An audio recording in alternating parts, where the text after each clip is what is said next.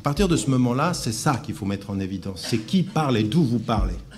Et notre position, en tout cas moi ce que je crois particulièrement important aujourd'hui, c'est que ça ne va pas être facile.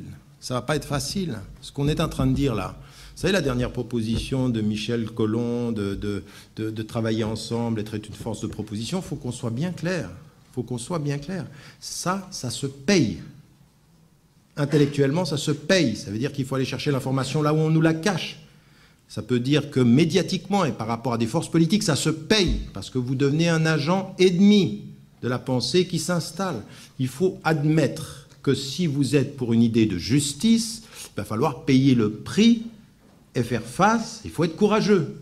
Donc moi, tout ce discours-là qu'on a sur le Mali assis ici, c'est facile.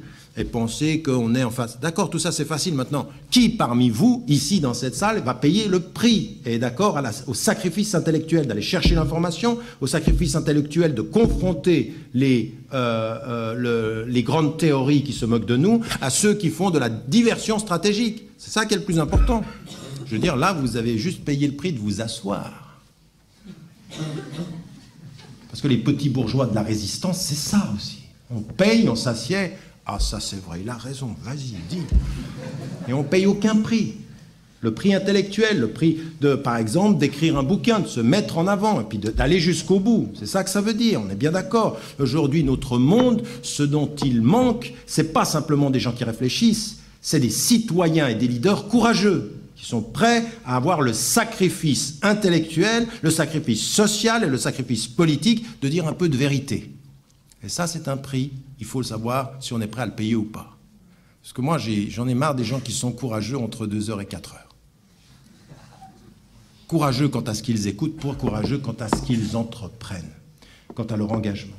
Et quand on parle de ceci, je vous le dis parce que moi, j'ai rencontré des gens qui n'étaient pas du tout musulmans et qui étaient beaucoup plus courageux que tous ceux qui parlaient du courage en islam, de l'éthique en islam. Et que j'ai rencontré en même temps des gens qui allaient jusqu'au bout de leurs idées, qui ont payé le prix. Un de mes amis, moi j'étais un ami de l'Afrique du début des années 80, un de mes grands amis en Afrique, c'était un Touareg, il était dans la résistance au Nord Mali, il a été assassiné par les forces armées maliennes et on nous disait que c'était un kafir, mais c'était un homme de justice, c'était un homme qui mettait en évidence la corruption de l'État malien et qui a été assassiné. Et ça, c'était quelqu'un avec lequel je m'asseyais avec lui, j'étais d'accord sur 95% de l'engagement politique et des idéaux. Maintenant, il ne disait pas Dieu est un, mais il disait la justice pour tous.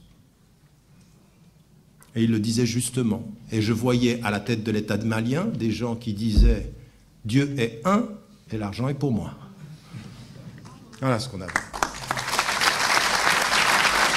Non, c'est pas... S'il vous plaît. Vous savez quelle est ma relation avec les applaudissements.